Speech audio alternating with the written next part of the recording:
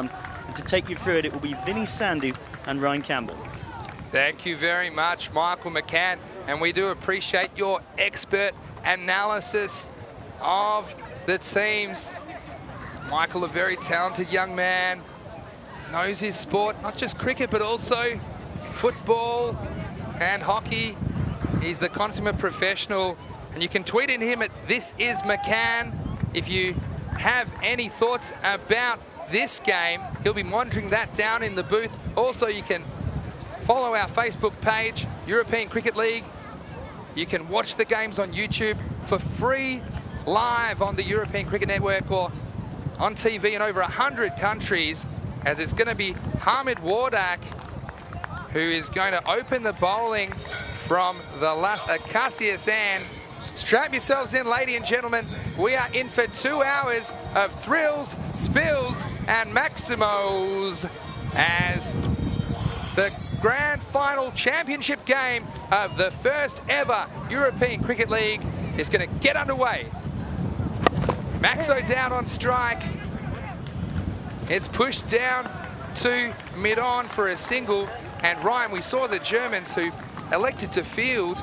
Do you think that's the right decision, considering they've just come off a game that finished only about 45 minutes ago? Well, I get the feeling that they're going to back their batting, and I think they want V.O.C. not to quite know how many to get. Make sure that they can contain early. Oh! It's Scotty Edwards also pushing for a single off his first delivery. And talk us through V.O.C. Rotterdam. Well, just before we talk about them, let's just make one note, and I'm sure you can all hear it in the effects mic. There is a really strong breeze coming almost straight down the ground now. So it's quite interesting that the German side bowling the first over into that, and hopefully that thinking that the last over will be downwind. Next ball is pushed away on the leg side. A bit of a false shot there from Maxo down. And again, 3 consecutive singles to start the innings. Well, it's good bowling, and we've seen him all the way through. He's been an outstanding bowler. He's both with the ball and the bat. His contributions have been outstanding. One of the major reasons the German side has made this final.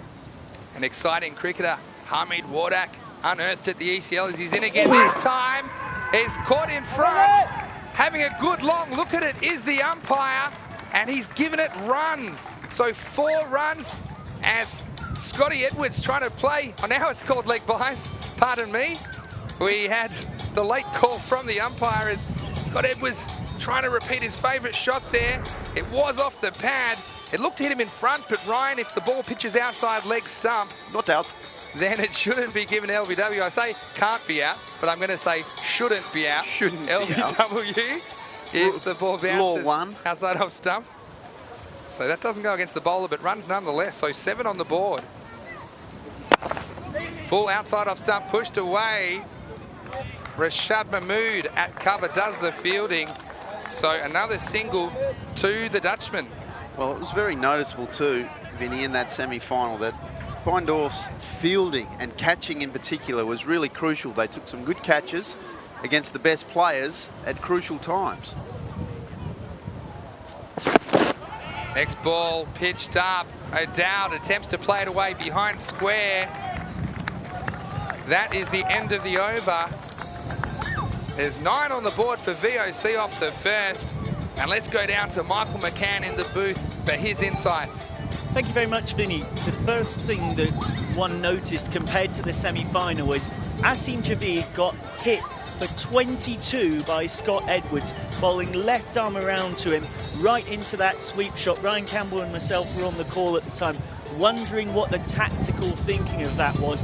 And this just shows you how cricket's all about a game of angles. Hamid Wardak, also a left armer, but because he came left arm over the wicket rather than left arm around the wicket, sliding the ball across Edwards and O'Dowd, a little bit more consistent in his line, even though it was a 6-3 field, by that change of angle, caused them some real problems and stopped Scott Edwards repeating his heroics of that semi-final. Thank you, Michael McCann, as Iftikhar Khan is going to take up the attack. The second over, Max O'Dowd goes up and away. The first Maximo. Maxi O'Dowd with the shaggy locks, sending that one over the fence. for 6. Yeah, it's a good cricket shot. He's shown that he's a class act. That's length. He's just a nice, not try to overhit the ball, which he has been guilty of a little bit at times during this tournament. So a rude awakening for Iftikhar as the next ball's shorter outside off stump. Cut away. Bit of a bottom edge shot there, fielded by Rashad Mahmood. Now, Vinny. Talk to me, Ryan. We've seen it. 1, 2, 3, 4, 5 on the offside. The breeze is going to bring this up. He has to remember that the stumps don't exist, because if he bowls on the stump, Scott Edwards is sweeping this into next week. Well, the wind is very strong, as we've mentioned. It's a bit of a cross breeze, left to right on your screen. Edwards will be targeting that leg side. Steps across and sweeps sweetly. Maximo over the players' tents all the way for 6 more. Yeah, well, you don't have to be Einstein to work out what he's going to do. But again, as a bowling unit, you just got to pretend the stumps don't exist. Try and go for the tram line outside the off stump. If it's a wide on the offside, then so be it. But you've got to try and keep him away. And if he's going to sweep, make it as hard as he possibly can for him to get it away, because at the moment, he is seeing it like a football, and especially in that zone of his behind square leg. But, well, behind square leg to fine leg is really his hot spot. Well, Scott Edwards, when he got in the shower this morning, he looked at the shampoo bottle and said, rinse and repeat. And I think we're going to see a repeat here, sweeping everything as Iftikhar again swept, and perhaps a little bit of pad there as it squirted down the leg side, and Iftikhar not heeding expert Brian Campbell's advice as that was on the leg stump. And as we see in the replay, thanks to the boys in the NEP truck, he's kind of caught perhaps the back foot. I mean, let me first say, I'm trying to get my mind off the fact that you just got me thinking about Scott Edwards in the shower. Let me get that out of my head. Next ball is short outside off, cut away. A wide delivery, perhaps would have been called a wide. But that's Scott okay. Edwards. That's okay. Get out there. Stay out there. The other thing is with Scott Edwards, what he does, he actually almost shows you his stumps. And of course the bowlers think, oh, I can hit him on the pad here, or I can hit the stumps. You've just fallen for his trap. Yes, well, wides, of course, only one. If you risk a wide, if you do, just miss your spot and go outside the tram line. Wides are only worth 1, whereas we know in the Spanish countryside, the Maximos are worth 6 as Maxodad goes down the ground long and strong. Maximo O'Dowd getting it done for V.O.C. Rotterdam, straight down the ground for another 6. Well, he's spoken about it a lot during this tournament. He's really worked hard on his game, playing straight down the ground, trying to hit the sight screen at all times. And when he does that, he keeps his shape. He doesn't try and overhit the ball, and he just works on the length. Nice swing of the bat. It's a beautiful cricket shot. So 20 runs off the over, including 3 that went over the rope. So V.O.C. Rotterdam at 29 for no loss with 1 over left in the power play. And Ryan, if you are in the V.O.C. camp right now, what sort of a score are you looking to put on the board in this final? Well, I did notice that Peter Saylor was talking about that 140, 150 zone, which would be a very, very good score. Again, the pressure of the final. Good to see the leg spinner coming on in the power play really test Scott Edwards, but I would have thought 135, 140 would be a nice figure to have. Yes, it's Isra Khan. He bowled expertly in the semi-final, bearing his delivery and flight. One of the most difficult things is his right arm over the wicket. It's too short and pulled away over square legs, right into the hitting zone for Scotty the Creature Edwards as he pulled it all the way to the square leg boundary. Well, again, he has square leg up, and again, you know that Scotty Edwards is going to just sweep, so bring mid off up, send square leg back, make him hit into other areas. Exactly what they've done right now as he goes first. The switch hit, it brought him undone in the semi-final. And Scott Edwards, he does like the switch hit. What's your opinion on that shot, Ryan? Is that right shot to play at this stage? Oh, no. This time a more orthodox shot as it's lifted up and away for another day. Maximo, 6 more to Edwards. Well, we actually have conversations about his switch hitting and his reverse. He does hit it really well, so don't get me wrong, but on a ground like this where you get full value for shots, especially down the ground with this stiff breeze, held his shape there, got on the back foot nice and quickly. Made really sweet contact. Isra, can he come back? It's flighted down the pitch. It's a huge Maximo off the chimney of the house, 3 down the street, as Scotty Edwards showing he can do more than sweep, and 6 more, and V.O.C. Rotterdam really doing some damage in the power play. Okay, now I'm happy, because as a coach, that's what we've been working on a lot. Play down the ground. 2 balls left in the 3rd over. It's flighted, stand and deliver. Maximo! 1, 2, 3, 1, 2, 3. 3 in a row for Scotty Edwards. Doing the job, 4.666, the Devil's number, and he's taken 22 off Isra with a ball to come. This time, one more time, Maximo. 1, 2, 3, 4. 4 out of the park for Isra Khan. He takes 28 off the over, and they've raced to 57 for no loss. Let's go to Michael McCann. Thank you very much. An excellent power play for V.O.C. Rotterdam. It is the 2nd best power play of any team in the entire tournament. The only power play that was better, V.O.C. Rotterdam in the semi-final against Catalonia. Then they hit 70 in their 3 overs.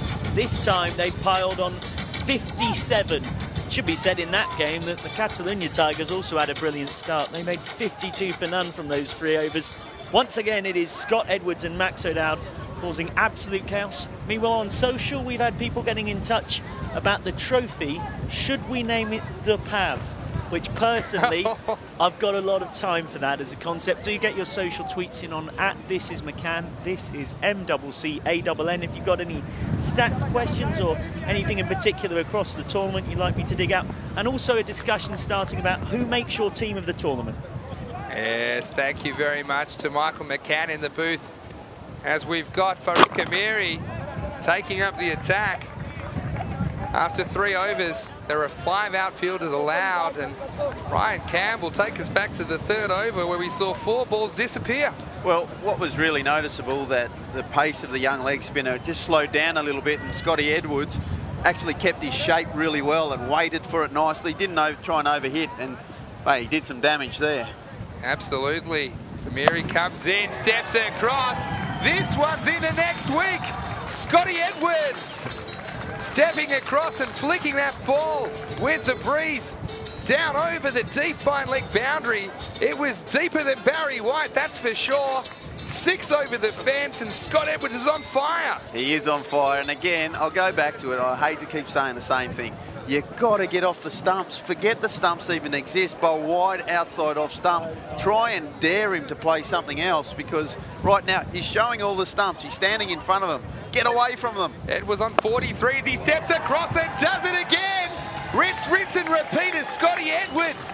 Maximo back to back. He has hit his last 6 balls for 6. So 6 sixes, Ryan Campbell. You don't see it very often. He's raced to 49 of only 14 balls. Well, he's going, and again, that's middle of leg.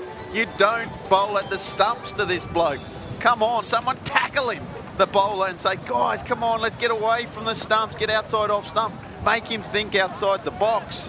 But again, I'm not sure they're going to listen. This is going for 6 more. I accidentally wrote 6 in the next ball on my score sheet, but I'm not going to rub it out just yet as he comes and tries to play the shot again. Could be a chance at the bowler's end. Ed was scampering through. As they went through, it looked like it wrapped him on the pad.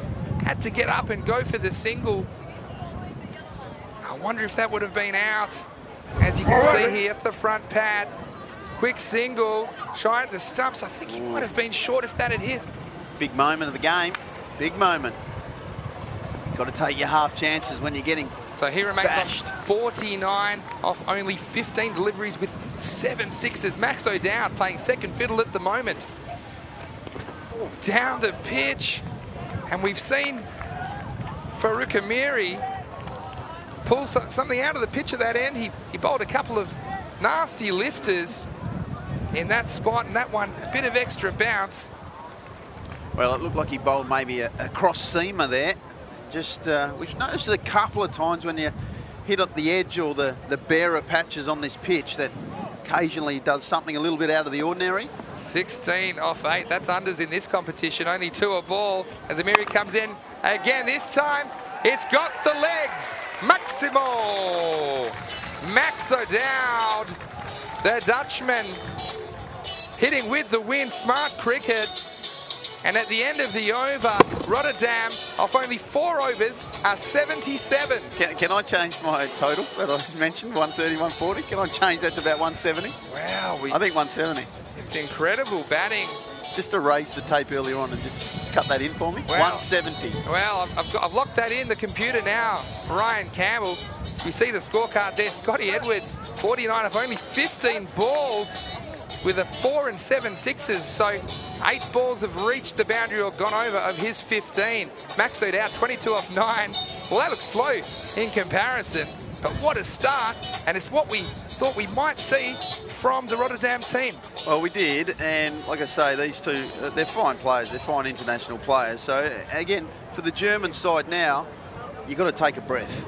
It's been an absolute shellacking to start with, but okay, let's go back to basics. What do we need to do here? We've got to somehow manage to get a wicket here. Let's get maybe our best bowler on, have good tactics, let's work our way through the problem. And the skipper's taking matters into his own hands as Scotty Edwards drives down the ground for a single. That brings up his half century of only 16 balls. Well played, Scott Edwards, a big player for a big game. And we've seen some tremendous hitting from the Dutch openers. Max O'Dowd on strike now. Down the pitch, slogged away into the leg side. Well, the scary thing is that Max direct hit, pardon me, Ryan, as that bounced off the stumps. Direct hit from the outfield. We've seen so many direct hits, they're going to scamper through for an overthrow, so it's 2 scored to O'Dowd. I know it sounds silly, but O'Dowd, 22 or 24 off 10 now, actually hasn't hit the ball exactly how he'd like it yet. If he finds that extra gear that we know he can do, it could be something very special on the cards here. I'm very impressed with the direct hits in this tournament. A lot of these players, they have full-time jobs. They don't have as much time to train as those that are playing on a more full-time basis. So Iftikhar, a good comeback as the next ball is on middle and leg. Swung away to deep square leg by O'Dowd, and that'll bring the man. They call him the Creature. Can you explain a bit to our viewers about why they call Scotty Edwards the Creature? Well, Roelof van der Merwe, one of our Dutch international players, was very quick to name him that after he saw him in the showers and thought he looked like Skeletor. And basically he was called the Creature from there on in. Needs a bit of meat on the bones, does he? As Iftikhar comes in, it's a high full toss. It's too high, it's too long. Maximal! So the worst possible result, it's a no ball for a full toss above the waist. Didn't bother Scotty Edwards too much as he sent that one out of the park anyway. Well, and more importantly, this one's a freebie. So just when the Germans needed a little bit of a calm head and some solid stuff, it's trouble time. Can he be any more aggressive as he already is as the next one? It's funny that, isn't it, Ryan? You've been going all along, 6 a ball, but when you get told you can't get out, suddenly doesn't make contact. Well, you just try and hit it that little bit even extra hard, so to speak, and didn't make contact. Hitch, a breath, suddenly a moment, a split second of calmness comes to the German side. That was crazy cricket at the moment. Iftikhar in again. 2 to come this over as this one's up and away. Into the wind, no problem. A fantastic effort in the crowd, but that's a maximal. 6 more to Scott Edwards, and here's a statistic for you, Ryan Campbell. He scored 117 runs off the last 34 balls he's faced in the final series. Wow, almost one of the great catches in the crowd. And don't we love the crowd getting into it as the public have really got behind it here in Spain. Oh. Last ball of the over as we've got no score off that one. So at the halfway point, V.O.C. a colossal 94 for no wicket. And at this point, I'm going to take a breath and head down to Michael McCann in the booth. Well, a couple of things to note. First of all, on social media, plenty of people getting involved and supporting the idea of naming the trophy as the PAV. Matt Osprey is also wondering about the team of the tournament. We've got a couple of things on that. Rob from Blue Army says that watching Scott Edwards bat is like watching stick cricket. For those familiar with the game online, where you used to continuously play the sweep shot off into the crowd. And as for the team of the tournament, a few early names to throw around. Zishan Khan, the Svanholm death bowler. Mads Henriksson, the Svanholm all-rounder. Anil Singh from St. Petersburg. Ishraq Khan, the leggy for SG Findorff. Nadim Hussain, the brilliant leggy for Catalonia. As we get back to the action, Scott Edwards, Max O'Dowd and Peter Seeler without doubt in contention as well. Get in touch with us and let us know who is in your ECL19 team of the tournament. Thank you very much, Michael McCann. And we do urge you to tweet him at @ThisIsMcCann, N, for your insights. Follow our Facebook page, European Cricket League. Watch the European Cricket Network channel on YouTube. Change in bowling, as is V.O.C. And welcome V.O.C. out of here. Max O'Dowd dropped the mic. A DJ sometimes, and he had no problem finding the right rhythm to send that one out the ground for a Maximo. And joining me now is Philip Bachstadt. Yes, hello, Vinny. It's a wonderful moment to get into the commentary box. I thought we had at least 3 or 4 wickets down by the time I come up here, but no. It's still the 2 openers there, and what a show Edwards is putting on. Sure is, Phil. Can V.O.C. come back as O'Dowd comes in? He hasn't got all of it. He doesn't carry. And Findorff, after being so miserly in their semi-final with the ball, but you can see that these 2 players are just perhaps a little bit more composed, a little bit more experienced. But also this shot from O'Dowd, he's lucky he didn't hit it slightly better as it didn't carry to the long on. He was, his feet were on off stump. I mean, he moved across quite a bit there. So Scott Edwards, could we see the 2nd century in the European Cricket League? The next ball outside off stump, Scotty Edwards isn't bothered. Good attacking fielding there on the boundary as Sada Darvesh down there attacking, and I like that. An aggressive option, charging in. He saw the batsman just kind of ambling through for the single.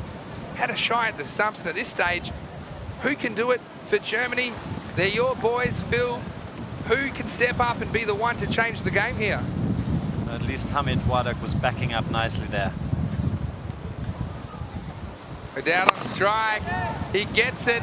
Not out of the middle, but called a Maximo. A minimo Maximo. Just enough to carry the line. As we see here on the replay, thanks to our crew at NEP Productions. That one hitting the rope on the full. So, Max O'Dowd, master of conserving energy, just hitting it enough to get it for 6. Maximo O'Dowd. Well, he is now, isn't he? Can he repeat the dose as V.O.C. comes in? Swung and missed that.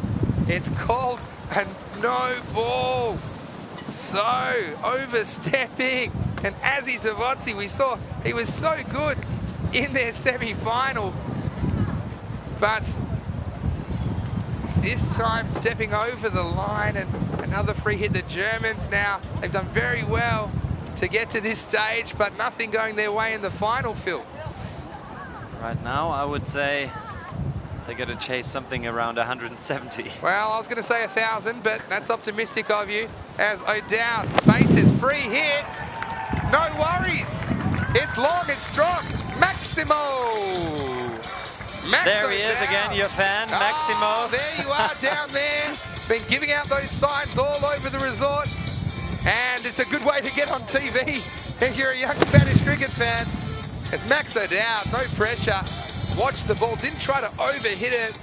And there he is. And what a great crowd there. Oh, isn't it great? Aren't they enjoying it? I saw that catch just before. Oh, wasn't it great? Taking cricket to new places.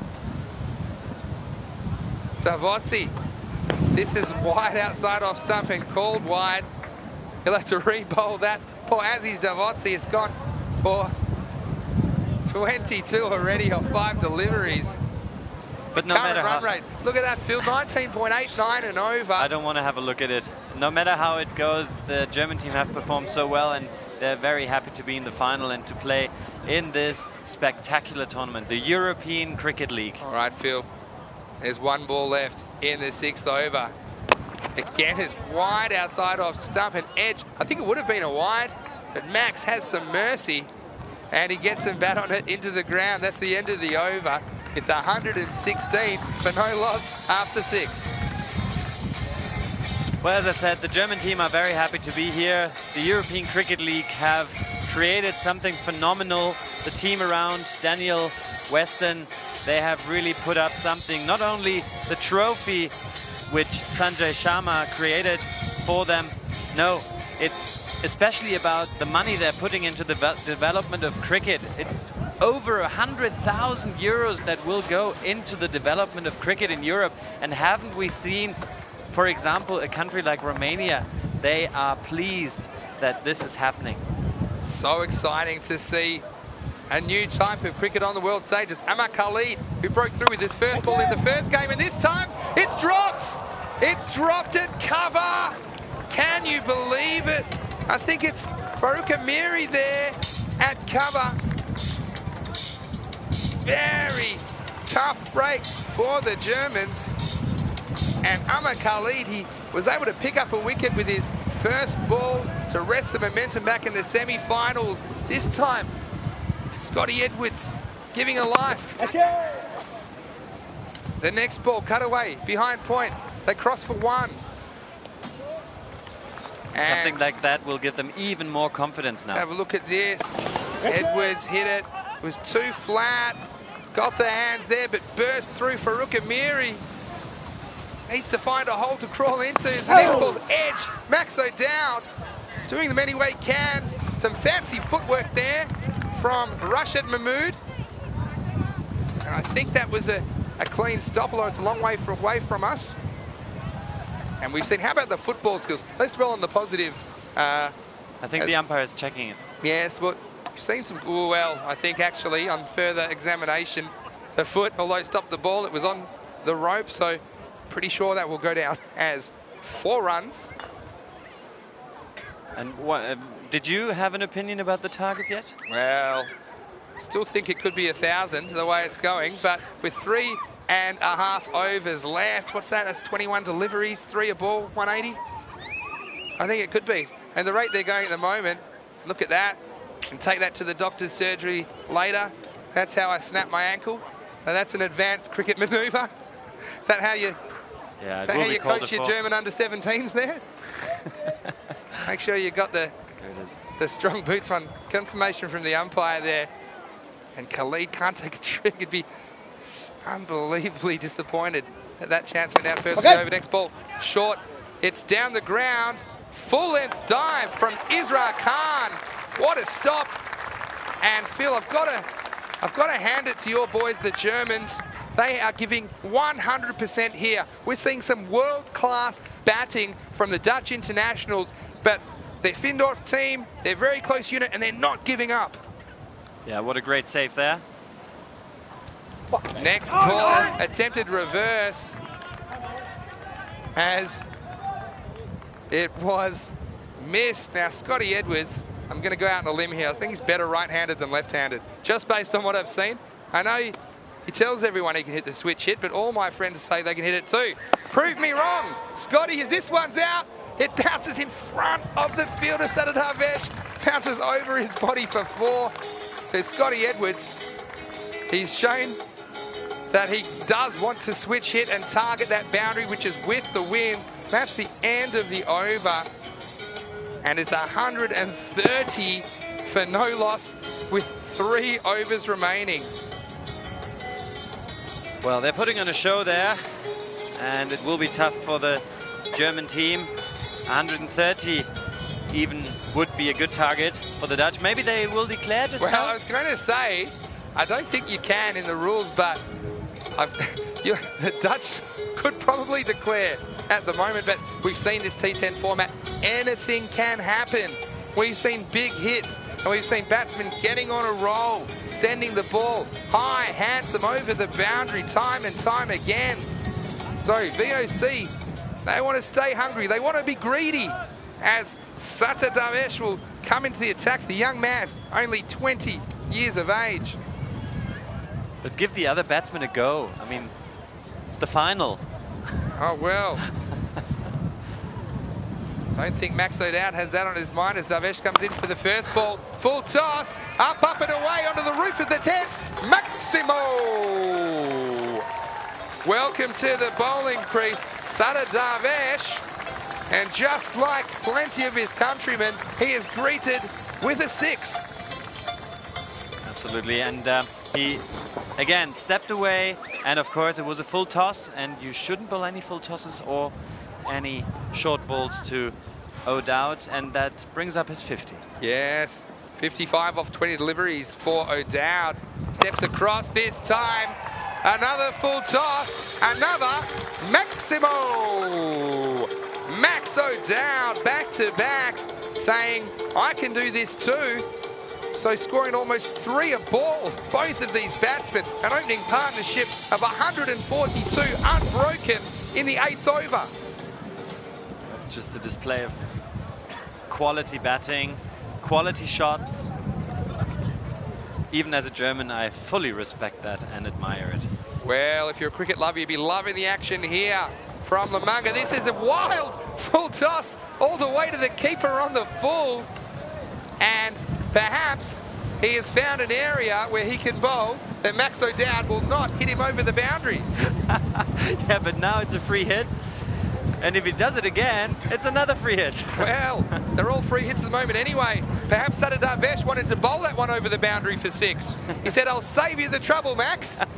I'll just put it there straight away with the wind. He's going to go around the wicket. And Max O'Dowd, 110% aggression for this one. As it goes high, up and away with the wind. Maximo! 6 more. And that's 149 on the board. And that wasn't another no ball, was it? Oh, you're breaking my heart, Alex, next to me. There's a no ball, perhaps for overstepping, and that brings up the 150 for no loss, 150 opening partnership. And when your figures are none for 20 off 2 deliveries, if you're new to cricket, that is about as bad as it can get. Poor Sattar Darvesh. Could we have the highest over ever in a T10 match or any kind of cricket that you could imagine? Sattar Darvesh, spare a thought for the young man as Max O'Dowd drills this one down to the ground. Did that carry? The umpire looking, and Maximo, 6 more. Now, we talked about stick cricket. It's a great cricket app if you've got a smartphone, and this is just exactly like it, where you're hitting almost every ball for 4 or 6, 26 off 3 balls, so an economy rate of 52 and over. Not pretty for Sattar Darvesh. His next one's down the ground. Oh, thought that one might hit the stumps and save him, but it's only a single. And let's give some credit here to the German player, Darvesh. He's a young man. I know he's got a slight injury that he's carrying, and he's stepping up to the plate. It takes immense courage to bowl to 2 set batsmen, both in their 70s, off only 25 balls each. And the Germans, they've been all heart. We followed them all the way to the finals. They can be very proud of their efforts to this stage. Ryan Campbell, he estimated 170, was it? Yeah, I think Cambo. I thought he knew his squad. He's in the back of he's back in the back of the commentary box, and he just keeps giving the higher. The old Price is Right in the background is Ryan Campbell.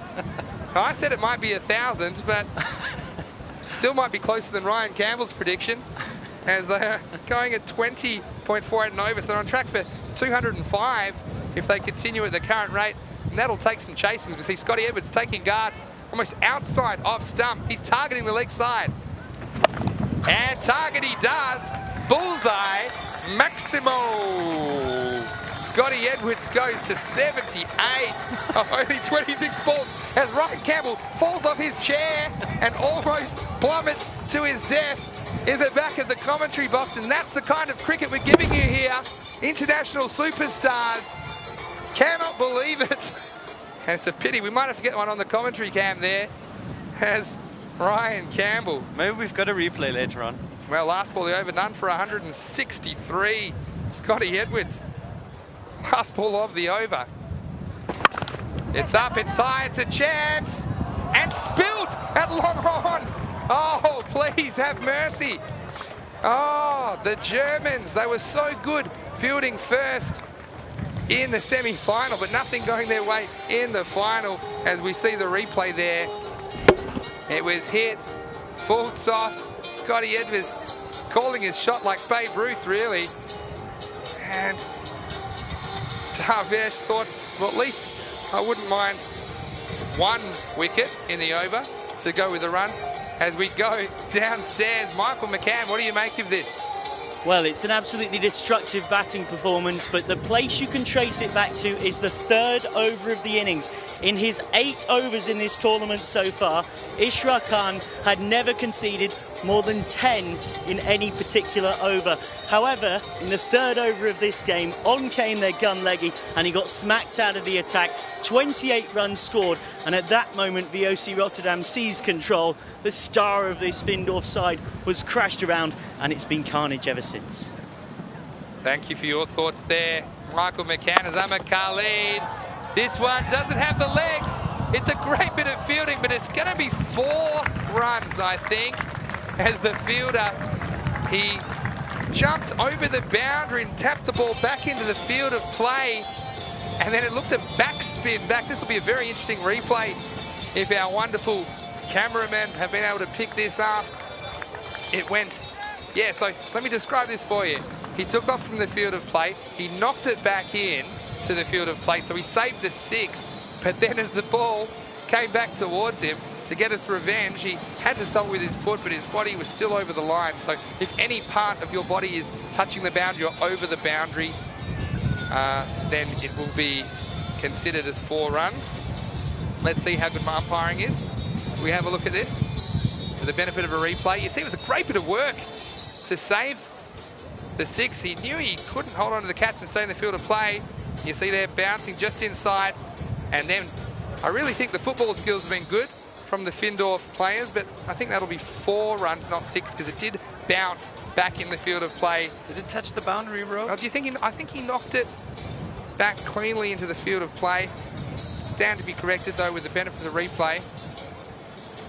I think that's... From this angle, difficult to see. Should we give him 5 and split the difference?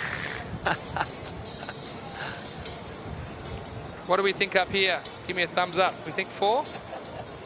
I'd hate to be wrong for the first time ever, live, with millions of people watching. I've called it from 60 meters away. Just sticks the spikes on it.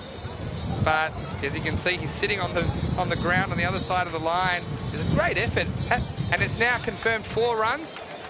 So 2 runs saved with that bit of fielding. It's not often you say goes for 4 and you're happy with your efforts, but it was a nice effort there on the boundary. This time it's up. It could be a chance, but the wind is going to take it sailing into the fence on the full Maximo. And Scott Edwards moves to 89 off only 29 balls. That's his 11th 6. And what a display of power hitting. Khalid again. Oh, take some of this. Flat batted down the pitch. It was a little shorter. And have mercy. Scott Edwards moves into the 90s. And Phil Barkstad, would this be about the time with perhaps only our man, Pavel Florin, could stop the bleeding? Absolutely, you would need a bowler now that is completely unorthodox. That sometimes helps, but I'm guessing these two are fired up. They would face any bowling now. Ahmed Khalid, 9th over, it's pitched up, it's high. You know where this one's going. Maximo, and Edwards moves to 99. Philip Barkstadt, can you believe it? Could we see the second century in the ECL? It seems inevitable. Edwards on 99. Up and high. The fielder comes around. It's out of the ground. And Maximo! What a great Get him display. up in the air, umpire. And that's 100. A century to Scotty Edwards. The V.O.C. opener backing up his 50 in the semi-final with 105 runs off 32 balls. So he's equaled the highest score at this year's ECL by Ahmed Nabi. Now, can he better it? And he does as he swings away to deep mid-wicket for just the single. And we thought that was breathtaking from Ahmed Nabi, but the power hitting from the Dutchman today has been outstanding. Vinny, I understand your enthusiasm, but I can't share it, so I'm going to give you a celebrator. And so I'm going to pass over again to Ryan. Well, Philip Barkstadt already ordering his first beer to drown his sorrows at the bar and make it a lead-us time. Where's Phil going? Because Where's he going? Phil's out of here. Isn't he having a good time? We've seen some balls disappear, but now the Germans. Now be careful down there, Phil, because there's balls flying everywhere. After 9 overs, the score is 191 for no loss. I've seen a lot of things in cricket, Ryan, but have you ever seen anything like this? Wow. Like, obviously, I have a lot to do with these couple of blokes, and I've seen them play, but, you know, the actual ball striking that's been going on in these first 9 overs has been quite remarkable, to be honest. Bit like a proud father up here, to be honest. I don't know why, but yeah. Well, Ryan Campbell, wouldn't you be proud here? 106. Do you think he should maybe try and raise it up a gear? Hamid Wardak, the last over. See you later. Going, gone. Maximo, 6 more to Scotty Edwards. He moves to 112. Be careful what you ask for, mate. Again, left arm over the wicket. Breeze going towards that leg side. Scotty Edwards basically daring him to bowl at the stumps. He's lining up literally outside off stump now. Daring him. Now we are Australia. This might be about the time I'd be trying the underarm. As Wardak it again. This one has wings. It's huge. Out of the ground. That would have cleared a 100-metre boundary from Scotty Edwards as he went across to the offside, the little shuffle for which he's known, and swept that one for 6, a massive 6. Right, look, at these moments you can feel a little bit sorry for the German lads who have copped an absolute pasting here, but you must be sitting back and actually, I'm sure all of them are thinking to themselves, you know what, this is amazing batting. The crowd here are having a good time, the music's pumping, and they're absolutely being treated to an absolute run fest from Scotty Edwards and Max O'Dowd. Yes, well, can you believe it? We've seen almost everything. We see 6 sixes in an over as the V.O.C. total passes 200. They are 203 for none. Scotty Edwards batting well outside the off stump now as the next one's up. It's up. It's gone. A batter's hat trick to Scotty Edwards and 3 sixes in 3 balls. I dared him a little bit ironically to lift it a gear, but he almost has his 6er ball. Hamid Wardak, he's been pretty miserly and he bowled a good first over. It only went for 9, but this over, it's a different story. 18 off the first 3. What do you think, Ryan? Well, I'm thinking what's your money on here? If he doesn't bowl it almost on the wide line, he's not going to go for he's going to go for another one. It's short. Boy. Oh, get it. New balls, please. As that ball's short. He's tried full, he's tried short. You know, he's out Vinny, of ideas. The only thing we haven't seen in this comp, we've seen it all. Oh. We haven't seen 6 sixes in an over. Well, the way we're going, perhaps in the next edition of the ECL, we might see 8 sixes in an over because this is cricket like we've never seen it before, and you're watching it wherever you are around the planet. If you're loving this, make sure you like our Facebook page, European Cricket League. You're on the European Cricket Network. You might be watching on our YouTube channel or any of the 100 countries around the world. Scotty Edwards, 5 in a row. High five. 1, 2, 3, 5. I messed that up. 1, 2, 3, 4, 5, máximo. 5 from 5. Again, he's standing way outside his stumps, and unfortunately the bowler is still looking, Wardak is still looking at the stumps. He's got to get away from it. In They're fact, out of balls, Ryan. 6 out of 6 coming. This is the YouTube moment about to happen. So, what do you do now? He's going to go over the wicket. Bowl with the other hand, perhaps. What can you do? This is our last golf ball. Be nice. Scotty Edwards, 5 sixes off 5 balls. And he only gets it away for a single. He will finish on 137 off only 39 balls. What an innings from Scotty Edwards as V.O.C. They don't lose a wicket on the way to a monster score of 222 without loss off their 10 overs. And wow. To be honest, like we can stand here and say that was unbelievable, and it was unbelievable, but I don't think anyone could have seen that coming. You know, the scores in this tournament have been around, 140, 150. It was a massive score, but we saw it in the semi-final. Scotty Edwards had actually not really batted that well in this tournament so far. He found his mojo in the semi-final, and boy, didn't he just up it in that. Well, just when you thought that they couldn't accelerate any further, poor Hamid Wardak, he's been really good with the ball too. But when you've got 2 set batsmen like that, he went 6, 6, 6, 6, 6. And funnily enough, he tried to swing the last ball, Ryan Campbell, didn't make the connection. Now, let's not try and now remember the moment where he was given a life. Now, there were a couple of chances, to be fair, for the Germans. A couple of catches went down. They weren't able to hold on. As we see the batting card there, it's painful reading for the Germans. With Max O'Dowd at the top of the order, scoring 74. You forgot about Max O'Dowd. Was he out there? I didn't even know he was out there. Was he out there, Max? Well, he came up with a few maximums for himself. He just hit 10 sixes and a 4 for 74 off 25 balls, and almost 3 a ball. And Scotty Edwards, 137 off 39 balls. He hit 18 sixes and 5 balls. So we had 28 sixes in the innings. Now, were there any highlights in that innings? How can we show a highlights package? Because we're going to have to show the whole 10 overs again. You might have to see the whole 10 overs, but we're going to try and pick out the best moments. Plenty to choose from. Iftikhar Khan, well, that one was out of here.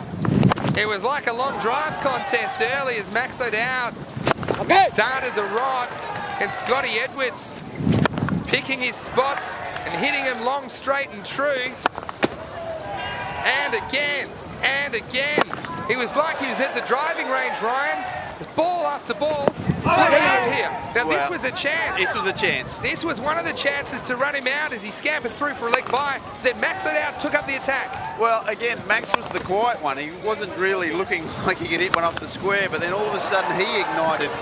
Every time someone else got, that was a brilliant piece of fielding by the spectators. But look, it was quality batting. The switch hit came out eventually. That was probably his only miss hit was when he tried to switch hit with Scott Edwards. To the bowling crease, bit too easy right-handed. He had to go left-handed. Literally, again, you can talk about it in any way you want, but that was some absolutely amazing. There was a missed chance, but there was some absolutely amazing hitting from all parts of the boundary. 100 that will be remembered by these many fans here at the ground for a long time. And well done to our boys in the booth for putting that together so quickly. There were more highlights than you can imagine. It was just carnage for the Germans. Let's remember, in the semi-final, they were able to restrict the Danish team. Now, the Danish team only lost to V.O.C. last night by 7 runs, so we thought that those teams were quite evenly matched. They were able to hold the Danes' Svanholm to only 88 in the semi-final, but then perhaps backing up and doing it again, it was just a little bit more difficult against the V.O.C. guys. They seemed refreshed, they seemed ready for action, and they just put a lazy 2-2-2 on the board. Well, it was, like I say, tremendous batting, and I'm pretty sure that, you know, let's relive a few moments of Scotty Edwards again. 100 in just ridiculously short period of time. Okay. And actually, have a look at his batting. He actually isn't trying to hit the ball too hard, and I think we've seen over the 3 days a lot of guys trying to hit the ball too hard, whereas he kept his shape, looked to hit as straight as possible, which isn't his strength. That's his strength, going to the leg side and trying to sweep everything. He did plenty of those, but he also hit some straight ones in between. Well, Scotty Edwards, take a bow. He was originally born in Tonga, would you believe it, Ryan Campbell? He was moved to Australia when he was 2. He is a dual citizen, so he does play in Australia in summer, but he's a member of the Dutch national side.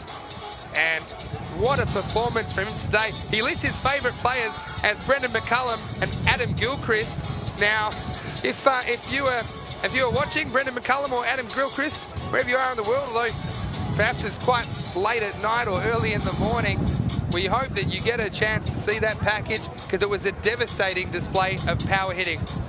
Yeah, it was, again, we don't have enough words or superlatives to cover what we did.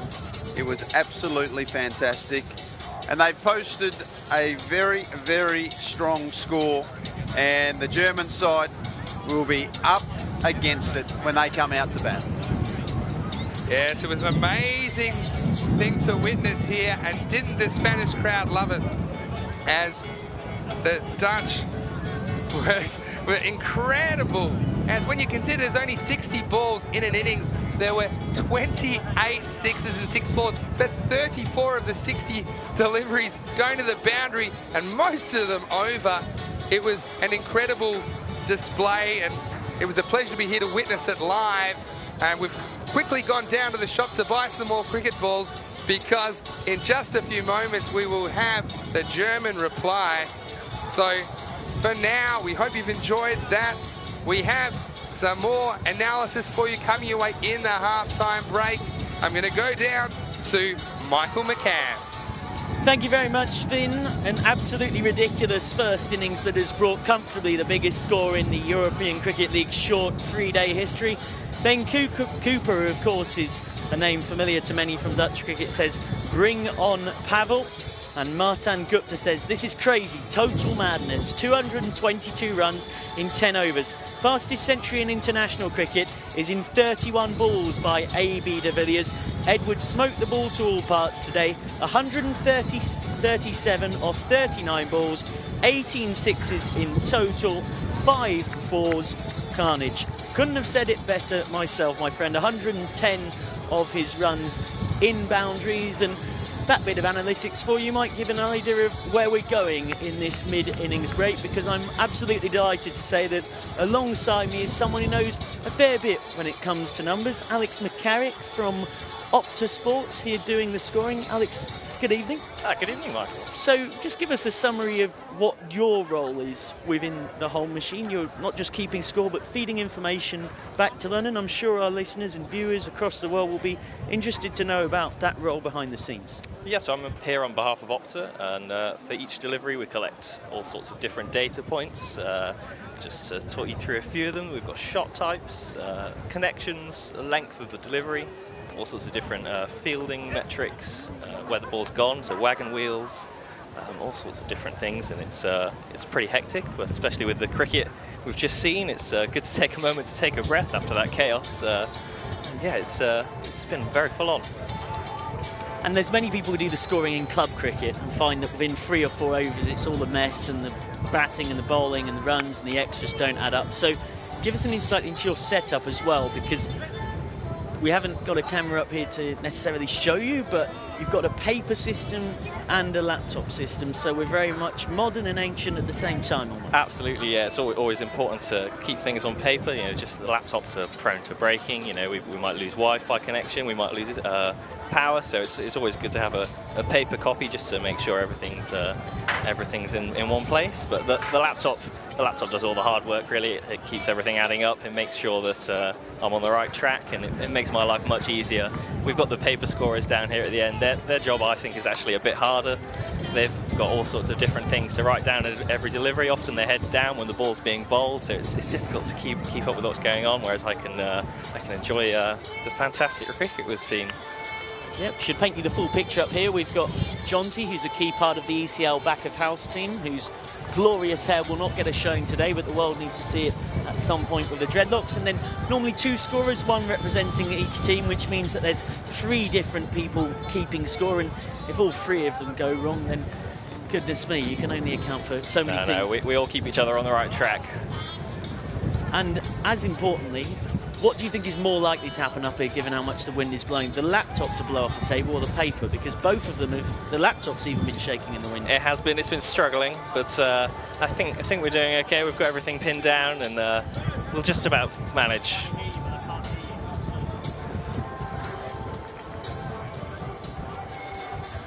So here at the Manga Club Resort, if you are just joining us, we're in the run chase of the final.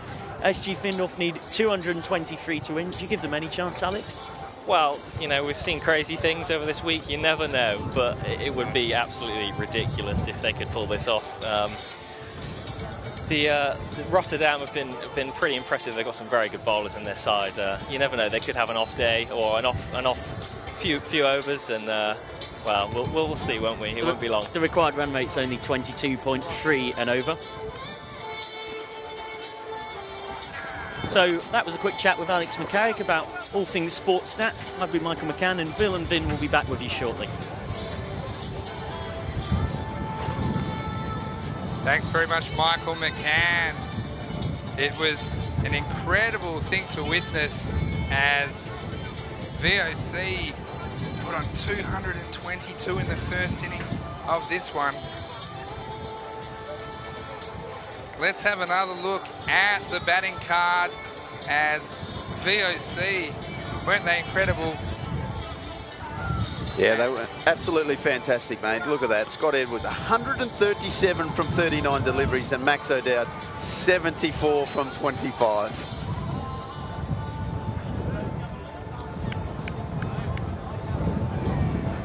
It was incredible scenes here.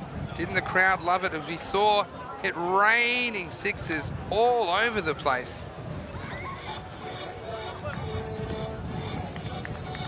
So let's have a look at SG Findorff in reply.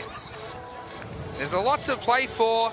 They're going to get 10 overs to bat in front of the world and put on a good account of themselves. They've got Hamid Wardak at the top of the overs, at the top of the innings, I should say. He is just commencing his grief counselling session, but hopefully he can complete it in the 10-minute break. Rashad Mahmood, Amar Khalid, Iftikhar Khan. Isra has been good with the bat at times. Also, Aziz Davodzi can hit a long ball, but 222, it's a lot of runs to chase, to make an understatement, but is there, how close do you think the Germans can get? Well, you spoke about grief counselling. Firstly, are we sure we know where Phil is? Because I don't think he took that innings that well, and I'm a little bit nervous with where he's gone. But look, obviously the unbelievable amount of pressure on now. The best thing that the Germans can do, they just got to watch the ball. They got to understand themselves. You know what? You can't hit every ball for 6. Keep your shape. Try to go to your strengths and give you your best account that you can do. Yes, the Germans can be very proud of their performance. They've won a couple of very tight games and held their nerve to reach the final, but you do see it sometimes when there's a big effort in a semi-final and then the final not long after. It's very difficult for the team to get up for that second game. Yeah, that's the V.O.C. Rotterdam side. Didn't see any of them bat, obviously, except for Maxie O'Dowd and Scotty Edwards, but they'll all get an opportunity to, with ball in hand now as they come onto the field. And a couple of them, I'm pretty sure I saw them in the bar at the Manga Club halfway through the innings watching the telecast on TV, as they knew they would not be required as the openers came out and blasted 2-2-2, 3 deuces, as we see Corey Rutgers, who had a stint in the commentary box early in the day. Now, perhaps I've got a strategy here. We might have to bend the rules. The only way that the Germans could get close to this score is if Corey Ruckers bowled all 10 overs.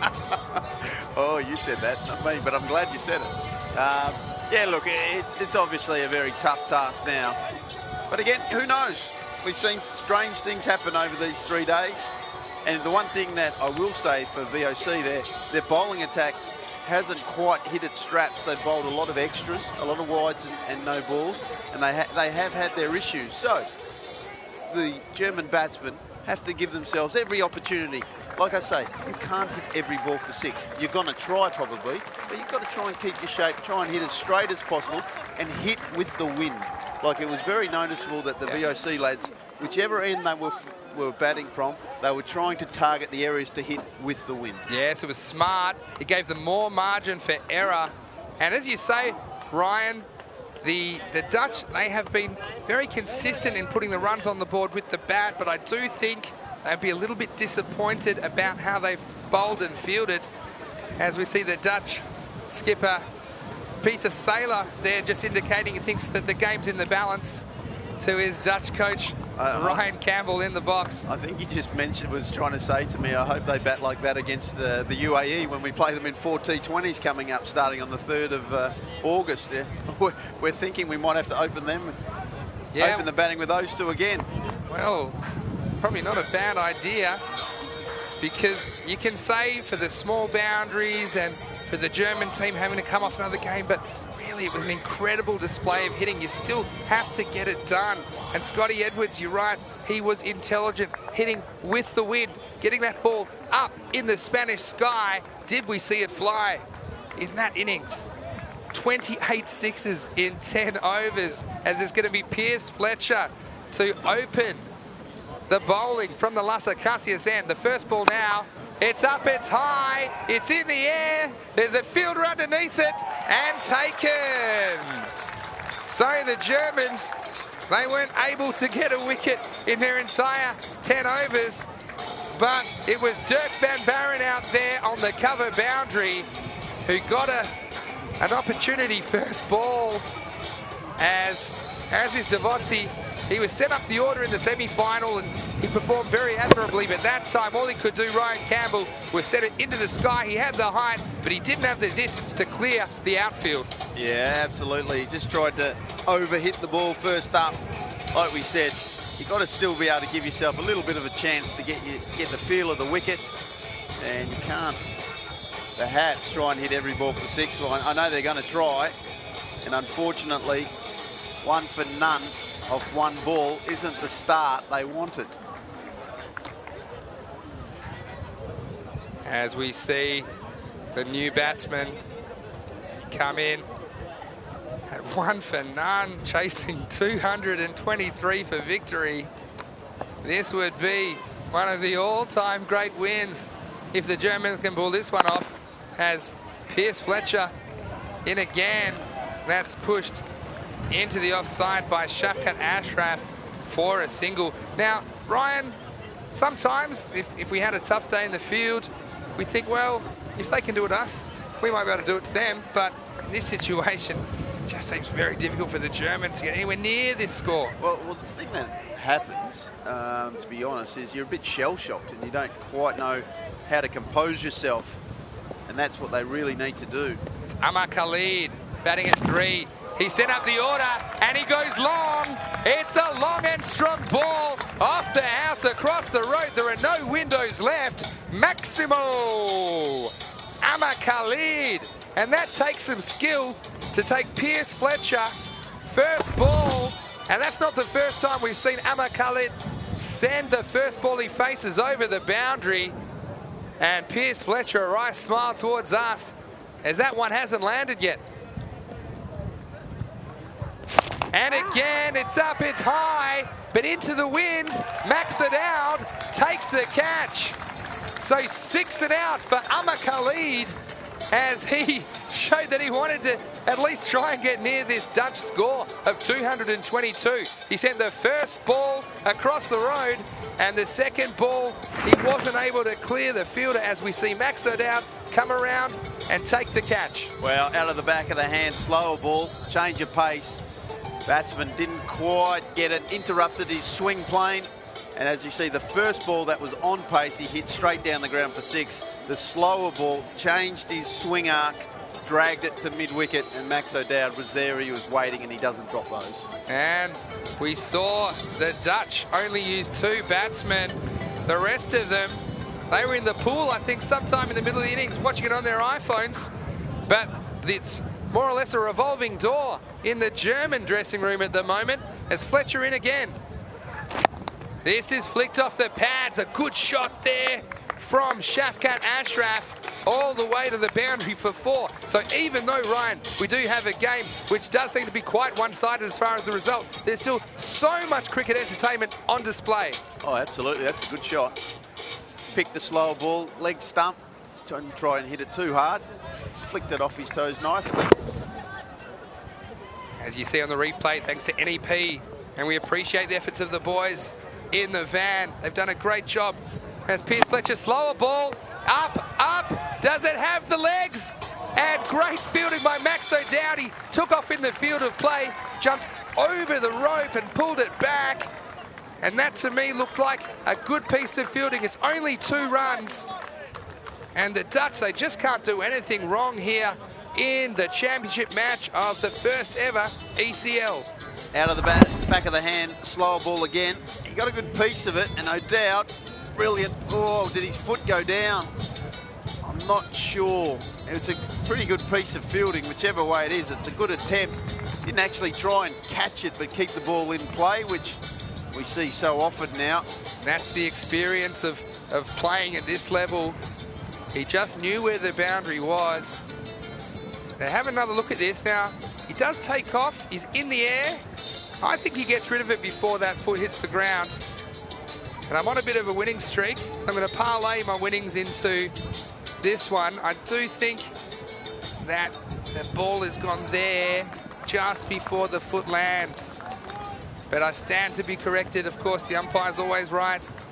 Confirmation now that it is just the 2. I wish I was this lucky at the casino. Seem to be getting most of them right lately. There are a few dicey ones early in the tournament, but that's the end of the first over. So it's 12 for 2 after 1.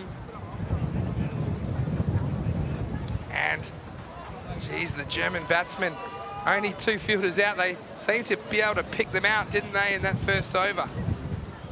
As the second over begins, it's angled in, hit on the pads was Ashraf, as we have Bobby Hanif with his medium-fast wobblers from the Las Lomas end.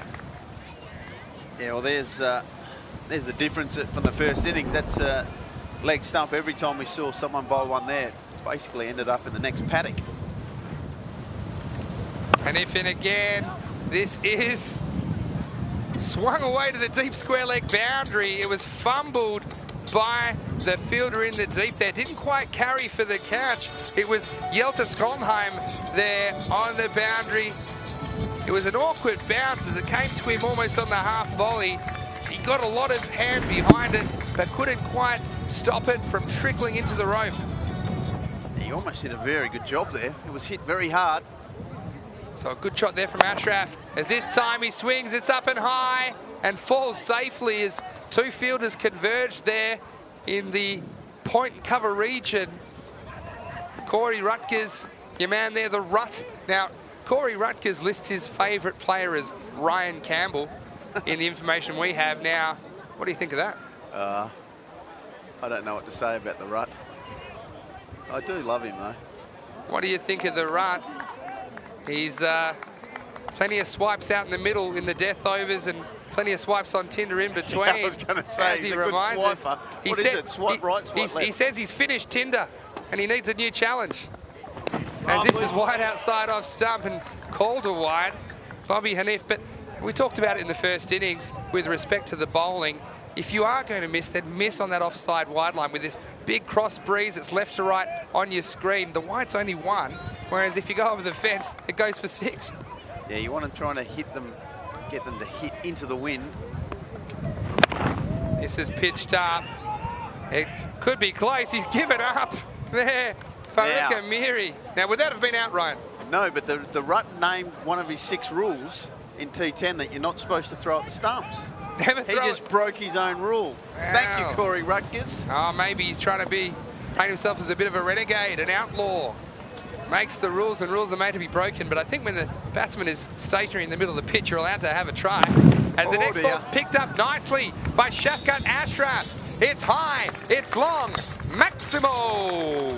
6 runs for Shafkat Ashraf, as that one was short of a length, and he rode it all the way over the tents for 6. Yeah, that's the length he was after. He was looking for that to try and get through the nice swing of the bat. Hit it nice and high. Boom. Last ball of the over, as this is edged over the 3rd man who's in the circle. The power play still in effect. It went straight over Pierce Fletcher's head. There's nothing he could do. 1 bounce into the fence for 4. So at the end of 2 overs, it's 29 for 2. Well, a good over there from the Germans. Plenty of good contact. So let's go down to Michael McCann in the booth with his insights at the start of the German innings. It's ironic that we brought up Corey Rutgers shying at the stumps, because I was actually going to run you through, for those who missed it earlier, the 6 rules of T10 cricket that he mentioned. Number 1, retiring a batsman if they're potentially taking too long. Number 2, running straight down the wicket to save time. Number 3, having 2 super over fielders by the stumps as Fletcher starts. Number 4, don't shy at the stumps. Number 5, running out of the ring to get yourself outside of the 30-metre circle by the time the bowler actually gets the ball through to the batsman. And if you can remember number 6, get in touch, because I've forgotten it. Well, Michael McCann with some interesting insights. And if you've forgotten it, then I don't know how Corey Rutgers can remember it, because he is one loose unit. Not much of him. As Pierce Fletcher comes in here for the 2nd ball of the 3rd over. It's up. Does it have the elevation? It does. And Peter Saylor can do nothing about that, as that's over his head for a Maximo. Yeah, good shot. Hit hard and firm. Picked the slower ball. Kept his shape. Stayed where he was. Nice, good swing of the bat. Boom. You see there on the replay. Fantastic coverage. We appreciate the work that's being done by the cameraman in trying conditions. A big windy day, and this is a big windy woof. It's going high. It's going to go all the way. Almost lost Corey over the fence, as that one went all the way for another Maximo. Yeah, again, just got the elevation. Once you get it up into this absolutely gale of a breeze, very tough to keep it in the boundary of play. 2 in a row. Well, can he get the hat trick, the batter's hat trick?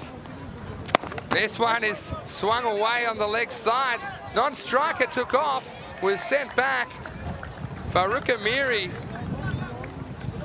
he's 15 off only 5 balls with 2 Maximos, and he's doing his best to provide some entertainment for the crowd. And I don't care where you're at in the game, there's no better feeling as a batsman than getting one in the middle and getting it out of the ground. Oh yeah, and that feeling, that sound it makes. Fletcher in again. This one isn't timed that well, but it's still going to carry the rope for a Maximo, and 6 more runs. Farouk Amiri.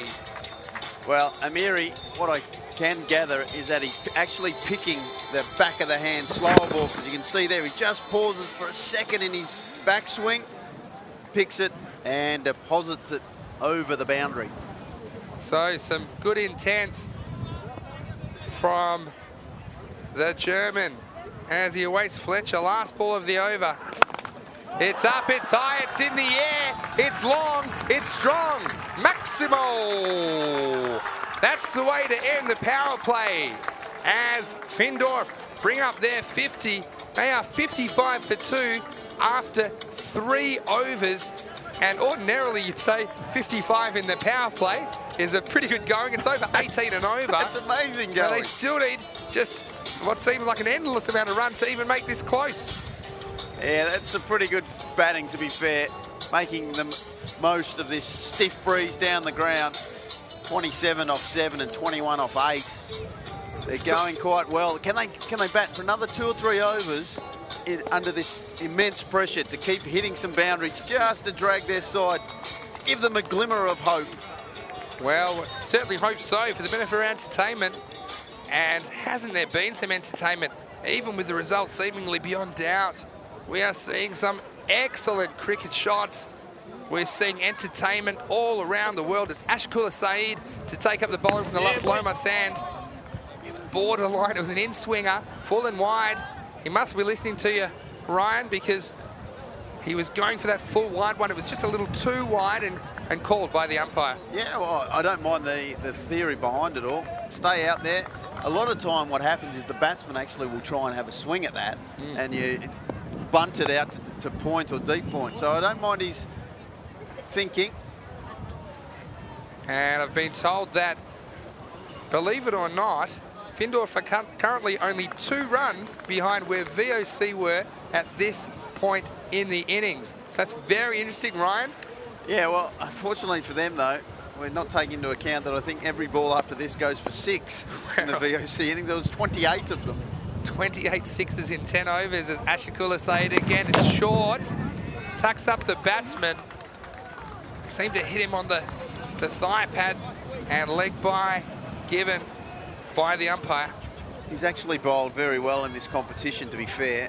He's taken wickets, he's been economical, he's done a really good job for his team, V.O.C. And I was mentioning to Michael earlier on today, it's a beautiful story. The Afghanistani refugee who spent 2 years basically walking his way through Europe to get to Belgium. Say it again, what a story. As he's in against a bouncer, it's high, it's got the legs, it's almost taken out our official scorer next to me.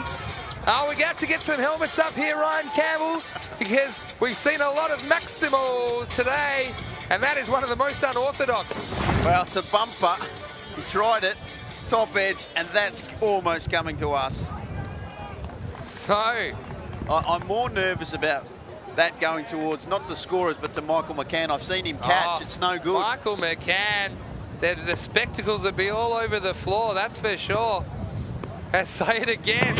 Can he have a bit more luck this time as Farouk Amiri swings him down the ground to long on?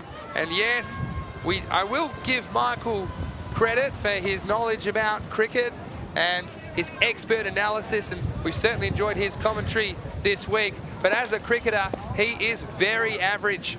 I cannot wait to get out there. There'll be nothing in his half after the game. I think I can get one through his defences more than once, and I'm a keeper like you. Oh, misfire. That's a good timing, because we can talk more about Michael McCann's batting. And I asked him if he's a front foot player or a back foot player. He said he can do it all, but we're going to definitely test that out after the game. There'll be no helmets either. It's every man for himself after the game. As we're seeing some great entertainment here, it's Ashakula Saeed from the Las Lomas sand. Swung away, clearing the front leg was Shafkat Ashraf. It's down the ground to long off for a single. And Ryan, a wicket keeper mostly, of course, but did you ever fancy yourself with the ball? I remember taking a couple of wickets Open in your bowling career. at a World Cup. Is that right? There you go. Tell us about that. There's a quiz night question for you. Open the batting, open the bowling in the 2016 World Cup for Hong Kong. Oh, of course, yes. Loved the bowl. I was an angry bowler, though. I just forgot you represent Hong Kong and doing great work there, developing the game again in a less-known cricketing region. Just trying to hit this ball too hard at the moment. Yeah, but mate, it was. I love bowling offies, and like I say, I was an angry bowler. I didn't like getting hit, and I got hit often. You're an angry man sometimes, aren't you? I'm a grumpy Right? man in the morning. I never get sleep. I've got 2 young children. So Well, my team know not to mess with me early in the morning or late at night when we're on tours, because I'm tucked up in bed catching Matt, up on well, sleep. you know, if you do have young children, we do know you can be up at all hours, and it's quite late now in Australia, so shout out to all the mums and dads. You do important work, and we hope you're enjoying the telecast. This one's up in the air. I don't think it's going to have the legs, but the fielder coming in. And who was that down there? Was that Corey Rutgers? I think it's a bit big for Corey Rutgers. No, he is a bit tall, so he's far away. It was Bobby Hanif down there on the long off boundary, and that just showed the wind. It looked like it was going to carry to him easily, but once it got in there, the wind was actually getting the ball to carry less on this occasion. So Bobby Hanif came in there, couldn't quite get it before it hit the turf. Yeah, that howling gale does make catching an issue. Max O'Dowd into the attack. I don't think I've ever seen a game of cricket, Ryan, where you're 67 off 4 overs and you're miles behind in the game. We've had some firsts at the ECL, that's for sure. Yeah, you're doing a good job, but there's a long way to go. Max O'Dowd with his leg spin into the wind. Tough ask. Let's see what goes on here. Well, Max O'Dowd, something he's developed recently. You said the leg spin as he comes in over the wicket. This is short, asks for the treatment, but the batsman, Ashraf, couldn't quite get hold of it. He's only able to steer it round the corner for a single. Yeah. And Max O'Dowd, his leg spin, it's a recent phenomenon. Did bowl off spin, but just felt that this was an opportunity to develop a better skill set. Obviously, he watches a lot of Rashid Khan and those sort of fast leg spin bowlers. So, look, it's a developing skill that he's having, and he's going to have some ups and downs. But I think in the long run, it's going to be a nice weapon to have in his arsenal. And what do you think about leg spin compared to off spin? Do you think it's a lot more difficult to bowl over the wrist in that leg spinning action? Oh, absolutely. It's the toughest, I believe it's the toughest skill to learn in cricket, and that's why if there is good youngsters out there bowling leg spin, you have to be a bit patient with them. They're going to have their ups and downs because, like I say, it's a tough art to master. And the captain of your team has to be very good, who knows how to set good fields for him, to keep encouraging him, and to bowl him at the right time. Well, we've had some interest in the tournament from some big names in cricket, and we'll come to that after this ball as O'Dowd in, right arm, leg spin, pitching outside leg off the pad. And yes, Ryan, we had the bodyguard, Pavel Florin, yesterday, representing Romania. As we see that ball going between the legs of the batsman. O'Dowd in again, swings down the ground, it's high, 1 bounce and 4 runs. Great shot there by Farouk Amiri, who moves on to 39. It's a good shot, and as you can see here, O'Dowd's trying to bowl quite flat. He's trying to get hit to the squarer boundary. He's not trying to get hit down the wicket, but good use of the feet.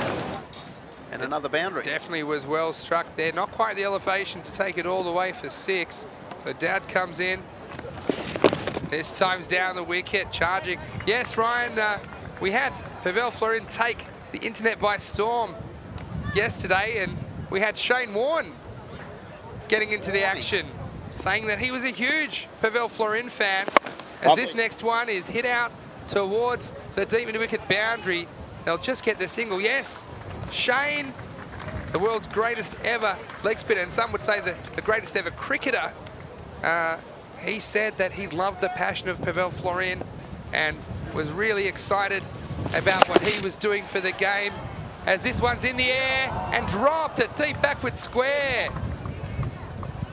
Is that Sebastian Van Lent out there? It is Sebastian Van Lent. Again, that wind being a massive factor, making fielding very, very difficult for these players. And that's the end of the over. So at the halfway point, Findorff at 74 for 2. Let's go down to Michael McCann in the booth. So we've had a lot of thoughts about our team of the tournament. This is what I've come up with. Scott Edwards and Max O'Dowd opening the batting from V.O.C. Mads Henriksson of Svanholm, the all-rounder, at 3. Peter Saylor and Piers Fletcher, the 2 V.O.C. all-rounders, at 4 and 5. Amin Nabi, Druz Centurion at 6. Anil Singh, the St. Petersburg keeper, at 7. Ishraq Khan and Nadeem Hussain, the 2 leg spinners. And Zishan Shan, the gun player at the death for Svanholm. You're probably thinking that's 10 players, 6 bowling options, 3 seam and 3 spin. The one man I'm missing from my team of the tournament, who else? Pavel Florin has to be in there as something not seam, not spin. Who knows what he bowls, but it's blooming good to watch. Back to you. Thank you, Michael, as the first ball of Yelta Scholnheim disappears over long on for a Maximo. Shafkat Ashraf. And as you might hear in the background, we welcome former German international Philipp Bachstadt into the box. But Philip, we have another wicket as you're just the German jinx at the moment. Shafkat Ashraf, he was great in getting to 31, but he charged Jeltz-Skolnheim and didn't make contact, and he was stumped smartly by Scotty Edwards standing up to the stumps. Well, we still have Amiri there, and I think the Germans are doing a good job. I mean, you have to consider the story of Findorff. They only got formed in 2013, and V.O.C. Rotterdam, they of course have a long history of cricket, and so the 223 are definitely pretty much unreachable, but they're doing a great job here. I'm proud of the boys. Well, you can be proud of the boys from Bremen SG Findorff. Skolnheim again, this time is full into Kakan. Yeah, I was going to run through for the single. He forgot he had to actually run. It's been a long week for Iftikhar Khan. He is just 38 years of age. I wish it was a week. It's only 3 days. Well, you know? it feels like a week. Been more than a week's worth of cricket as Farouk Amiri faces the next one from Skolnheim. It's up and over and away. One bounce, cuatro carreras, four runs. Philip Bachstadt. Yes, it's great display by the German batsman. I mean, the target of 223 is, as I said, pretty high, but at least they're putting on a show here. And for other targets, what they do now is very good. Master of understatement there are the Germans. As he says, it's pretty high, the target, 223. So, Philip, we welcome you back in. But thanks to Ryan Campbell, we hope you enjoyed his commentary during the 3 days of the inaugural European Cricket League. Ryan's doing great things for the game in Europe. He's coaching the Dutch team currently. This is a full toss. It's over waist height. And although the batsman was charging, that was way too high from Jeltz-Skolnheim. And it was sliced away over the boundary, or into the boundary fence for 4. And Iftikhar Khan not wearing the lid, so he might have had a bit of a nervous moment as he saw that ball coming straight at the melon. So now let's see what he does with the free hit. Yes, a free hit. Can't be dismissed off this delivery. A big swing and a miss. Ifty, as he's known. He's a great ambassador for cricket in Germany. That is the end of the over. And after 6, it's 91 for 3. And he didn't quite hit that, but I'm still proudly wearing my lederhosen. Ladies and gentlemen, if you could see me, I've got leather trousers, the traditional Bavarian pants on, and I do it with pride. I'm really proud of you, Philip, for your inputs this week as well. Special mention to Philip Bachstadt. He has got the lederhosen on. He put them on before the semi-final. He thought it would bring the Germans a bit of luck. And they didn't really need luck as they put on a clinical performance with the ball and in the field. But unfortunately, they've run into a formidable opponent here in the final. At the end of 6 overs, Findorff 91. They're going at over 15 and over. But still, they need almost 6 a ball to win. 4 overs left in the ECL as this ball's up in the air. Saylor takes the catch, the captain, on the boundary. That was Bobby Hanif with the first ball of his second over. His first one went for 17, but he'll be very happy to pick up his first wicket in the championship match of the ECL. Well, Amiri won't be too happy because if that had gone for 6, it would have been a 50, but a remarkable innings, 45 of 17 balls, Farouk Amiri, but Bobby Hanif, and caught by Peter Saylor, quite a couple, and he can be proud of his performance. So, 91 on the board.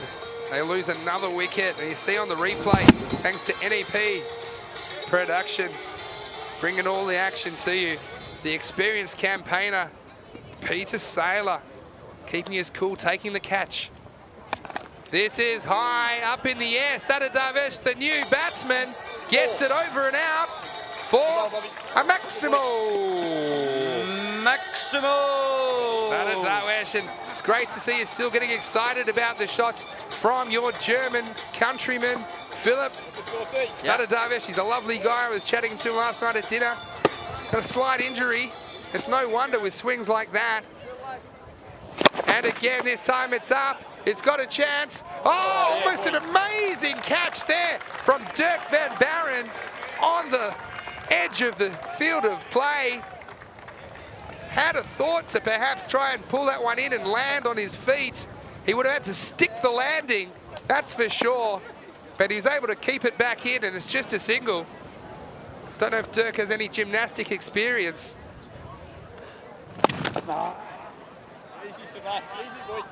Next one comes just a single.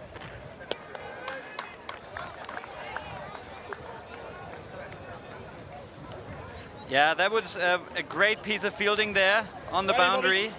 We really enjoyed some of the fielding today as Hanif comes in again. This was a swing and a miss. And Bobby Hanif bowling exactly where he should be, outside the off stump. The Germans are not quite ready to step over and across yet, as the Dutch did. Last ball of the over, shapes to do something fancy, did the striker Satadavesh. Called a wide there.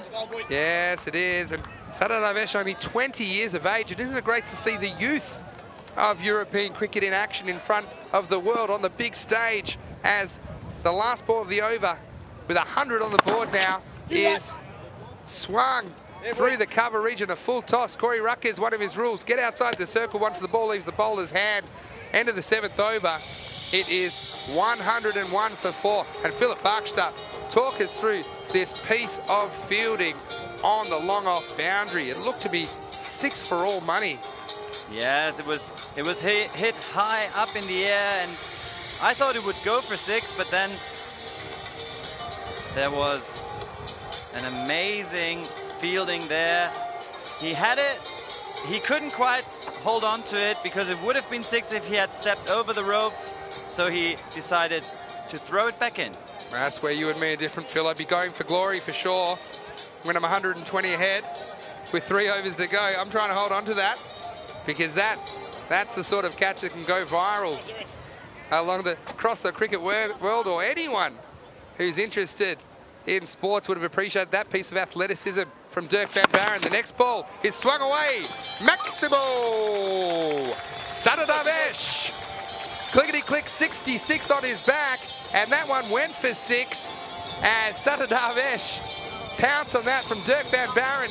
He was the man a second ago that you saw on the boundary, pulling that one back into the field of play, but that one comfortably over the fence for 6. Great shot by the young man, and welcome to the crease, Dirk van Baaren. Next ball now, can the bowler come back? And he does. Vinny, I think 6 runs will soon no longer exist if you keep on commentating. It's just going to be called Maximo. So that's all thanks to you.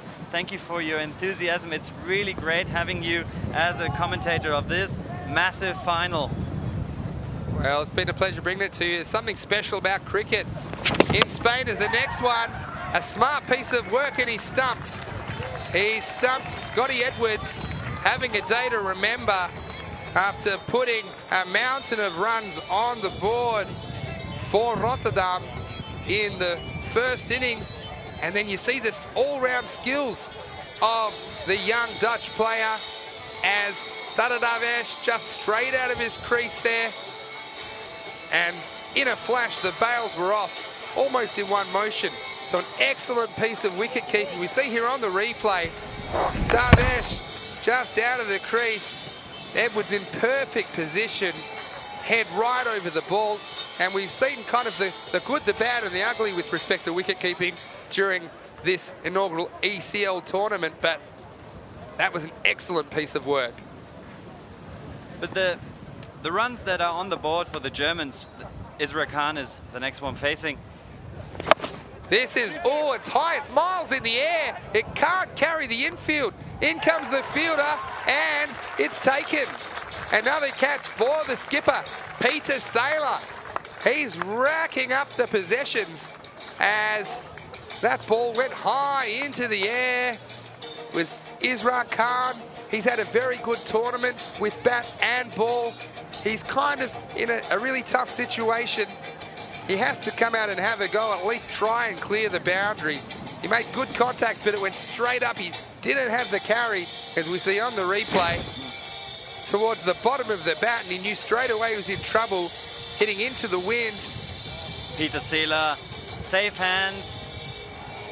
And Peter Saylor, famous some years ago, I think perhaps around 10 or 12 years ago, for dismissing Paul Collingwood and giving the penguin dance. As the next ball is hit away by Iftikhar Khan. O'Dowd coming around and takes the catch. So, another wicket. And But Vinny, wouldn't that score be enough for any other game? I mean, this score that the Germans are putting up, it would have been enough for any other game. well, it's just confirmed that that is a hat trick. Everything's happening so fast. We've seen everything now. Philip Bachstadt, 3 wickets in 3 balls, and of course we had the stumping off. Firstly, off the bowling with Dirk van Barren, then we had the skied ball caught by Seeler, and then everything's happening so fast we didn't even realise he was on a hat-trick. And good on Iftikhar Khan. He could have easily tried to ruin the chances of Dirk van Barren by patting that one away, but he went for the big shot. And Phil and I have been lucky enough to see a lot of things in the box this week, but that's the first ever hat-trick in the European Cricket League.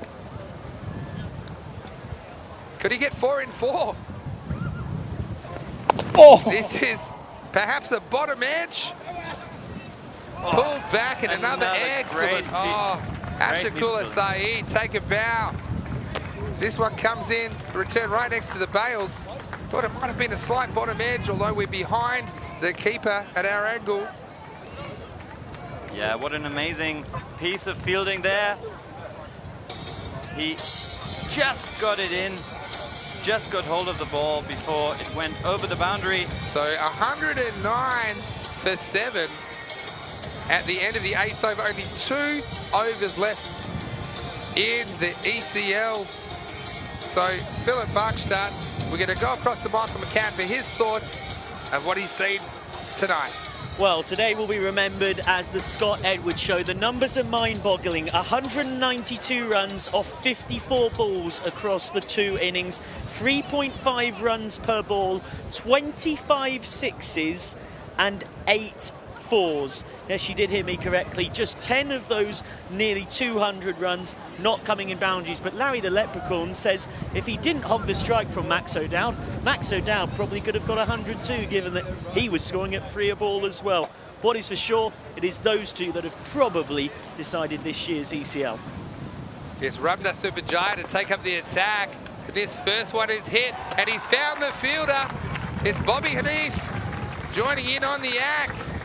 So the 8th wicket falls at 109, and Germany, they're going down swinging, and they have to. It's really a respectable score based on what we've seen this week, but Rotterdam batting them out of the game, and so not much option. Hamid Wardak, he's out first ball, but he can be very proud of his week this week. Hamid Wardak goes back to the pavilion. The catch he dropped in the semi-final, that really injured his hand. He will have to go to the hospital later on, he told me. And you see there the commitment from these players, playing with broken legs, broken hands. They just want to be out there for their club, representing their club and country. The next ball.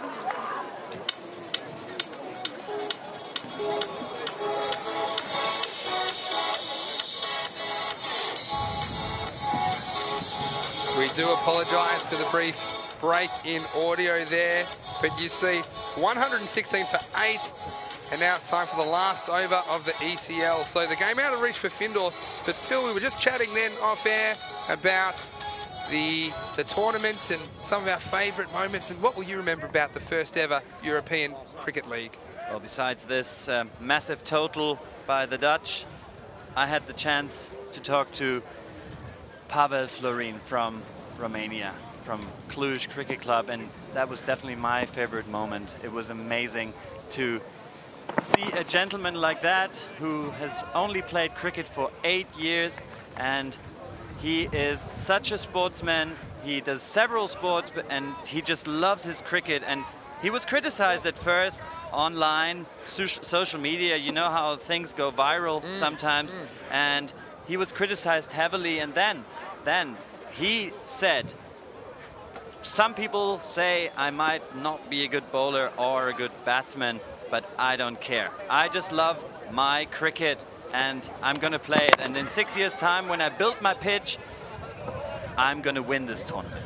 Well, got some exciting news. Someone informed me earlier in the media centre that someone has set up a GoFundMe page for Pavel Florin. There's been such a reaction around the cricket world because he has to drive for 9 hours to get to his home ground. He wants to build a cricket ground in Cluj. At the moment, he's going some 800 kilometres to Bucharest to play.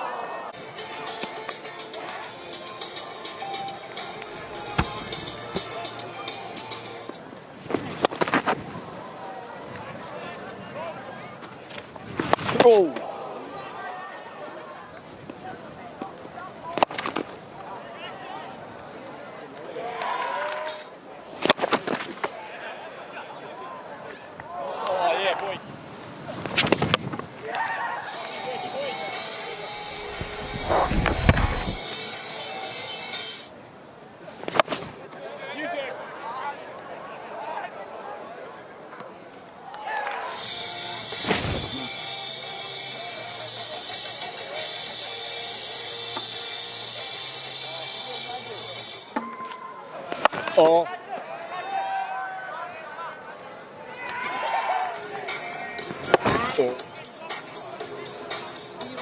Is this possible for interview or?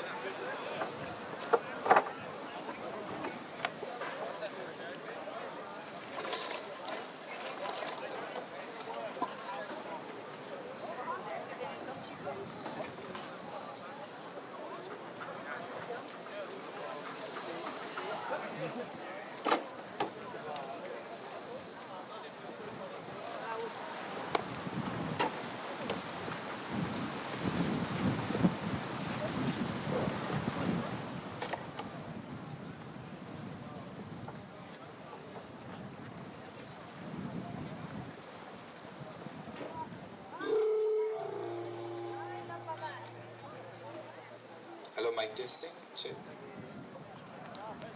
Mic testing.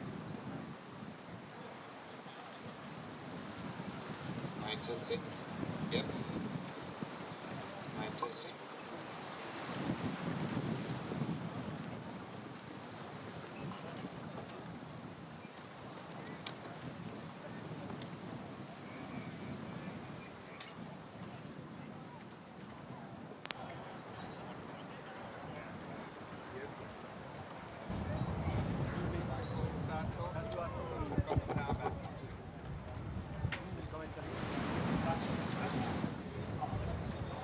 Ladies and gentlemen, we are back.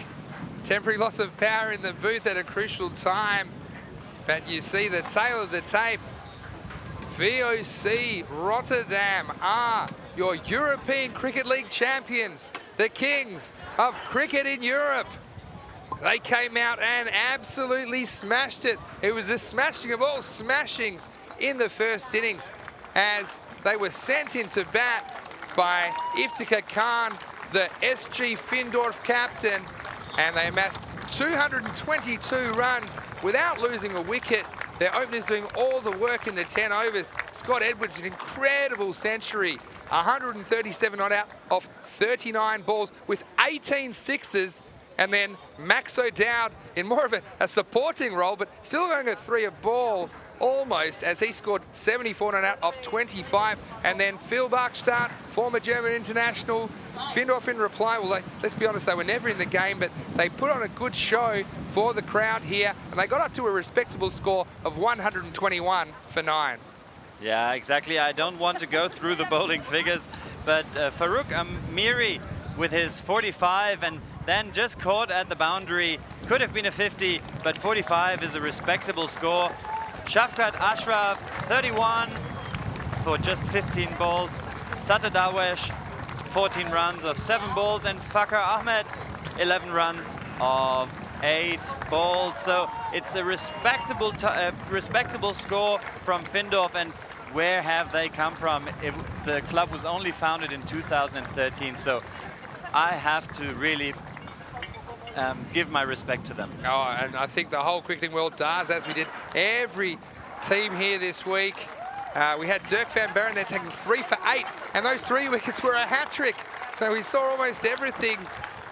But in the end, a hat-trick in the last innings of the first edition of the ECL. There was a great stumping from Scotty Edwards and 2 outfield catches as he took 3 for 8 off his over. And we almost saw 6 sixes in an over as well. Although we did see 6 consecutive sixes off balls faced from Scott Edwards in the 10th over. He took it to pieces. An incredible display of power hitting as Wardak, who'd been really good through the tournament, went for 6, 6, 6, 6, 6. It was cinco maximo, but the last ball only going for a single to finish on that score of 222.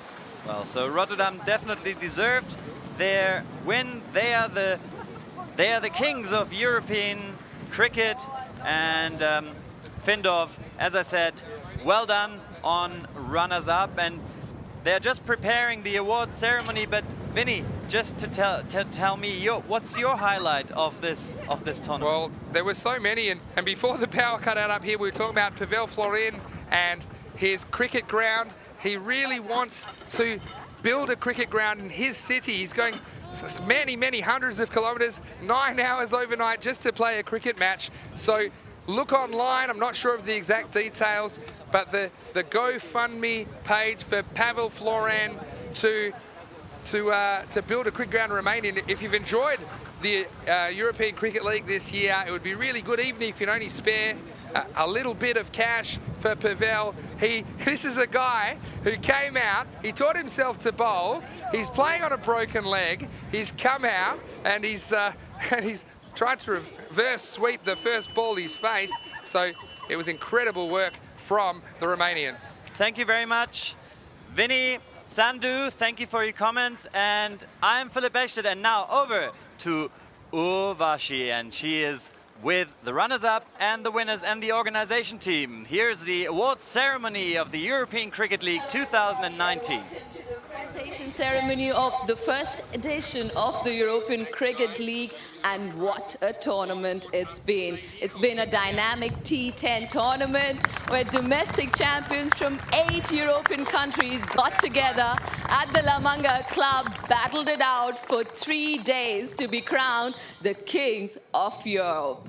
And well, with that, I would like to introduce the guests I have on stage. To the extreme right is Daniel Weston, known as Danny Westy, founder of the European Cricket League. One of the men behind the tournament. To my left is Frank Linders. I got your name right. Yeah. And he is also one of the guys responsible for the tournament. Thank you very much. A big round of applause.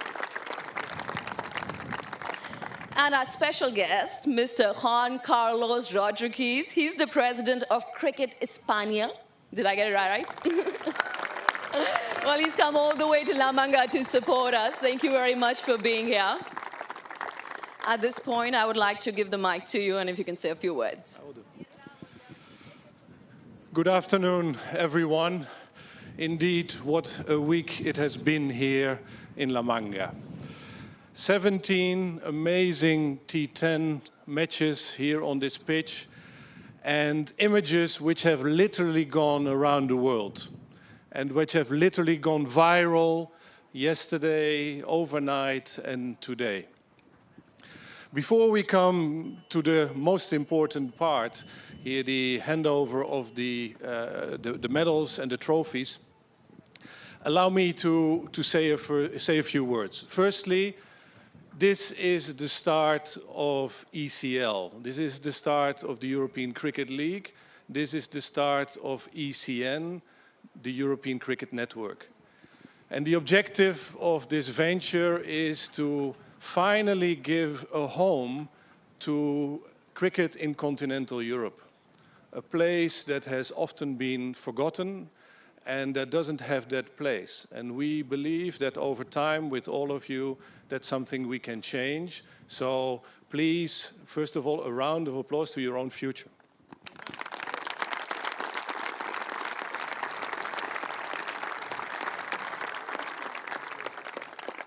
And as we are about to thank some people, allow me to pick out a few names. Firstly, I would like to thank the 8 founding members, the founding fathers and mothers in terms of the federations that have embarked upon this venture: Spain, Italy, France, Germany, Holland, Denmark, Russia, and Romania. Thank you very much for that.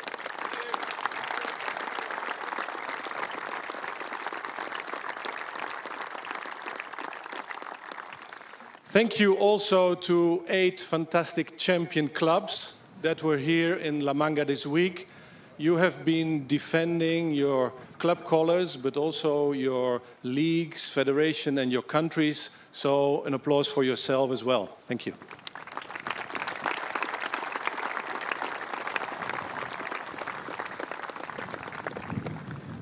An event like this and a venture like this doesn't happen by nature, and also requires a lot of support. So founders, investors, broadcasters, sponsors, volunteers, thank you very much.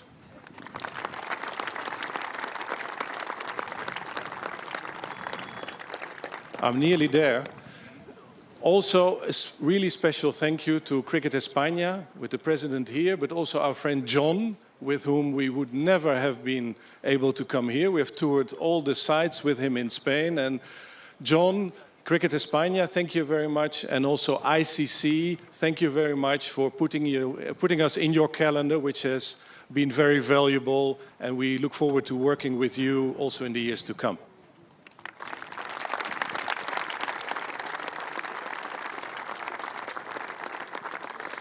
But of course, a thank you here is not concluded without an amazing team of people that worked relentlessly, not only this week, but over the last 18 months, 24 months, in pulling this together. And I don't want to mention specific names, because then you always forget people. But allow me to pick out 2 names. One is the founding father of this whole idea and this project, Daniel Weston, a man with a passion. He has done amazing things. You know it. This guy is living a vision. He's putting his heart, his soul, everything into this, and that's amazing. On behalf of the rest of the team, allow me also to pick out Roger Feiner, because Roger came from another angle. He came from the operational angle, but with his team as CEO, he pulled it all off. So thank you for your time, for listening to this intro, and we look forward to working with you and seeing this all grow in the years to come. Thank you very much. Thank you, Frank, for those inspiring words. All right. It's time now to announce the player of the tournament, someone who's been chosen by our fantastic umpires who did a fabulous job throughout the tournament. And of course, there were a couple of contenders, but We have chosen an all-rounder who was par excellence without a doubt. If that was hint enough, can we please have on stage Max O'Dowd?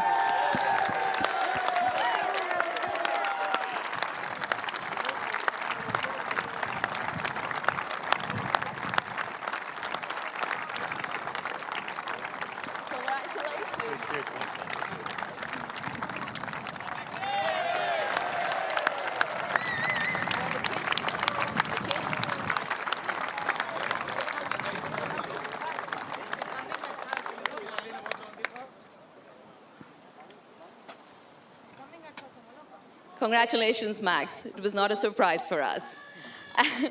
And well, now I would like to invite two sweet little kids who are a symbol of our future as well and reminds us of our responsibility towards our future.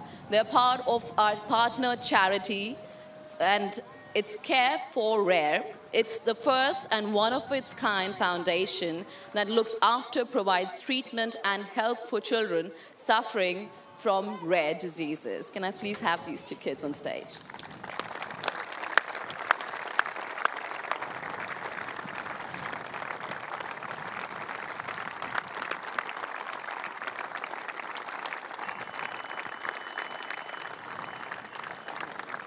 Thank you. Okay, the kids are here to give away the medals for the runners-up team. Can we please have a big round of applause for the German side, Findorff?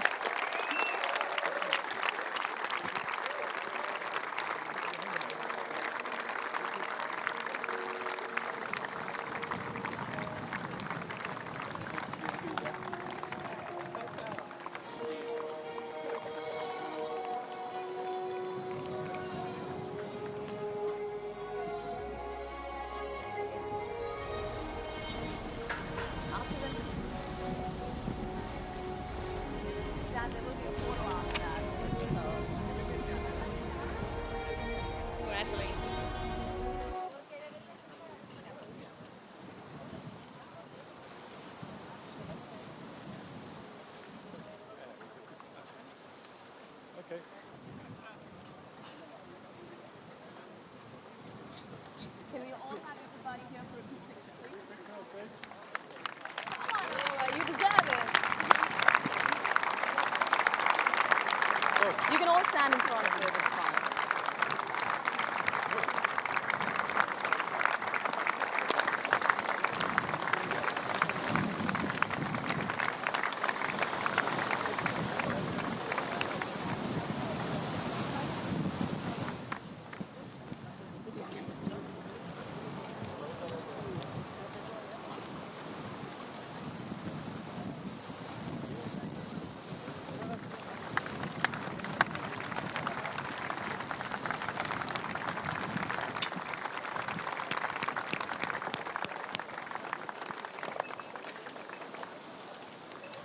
All right.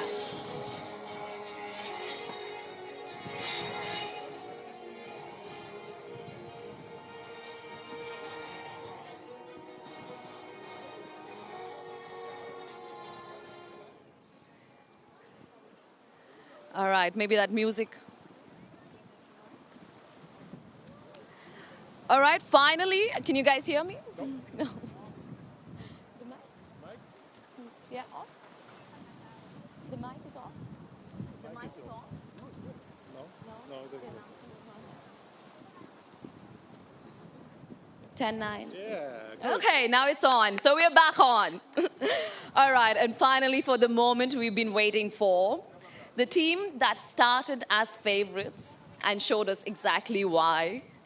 And not just because of their performance on the field, which gave us some spectacular moments, but also for their off-field performance, the way they were with their opponents, the camaraderie they showed, the friendliness that they had. Can we please have the winning team, V.O.C. Rotterdam, to come on stage for their winning medals? A big round of applause, everybody.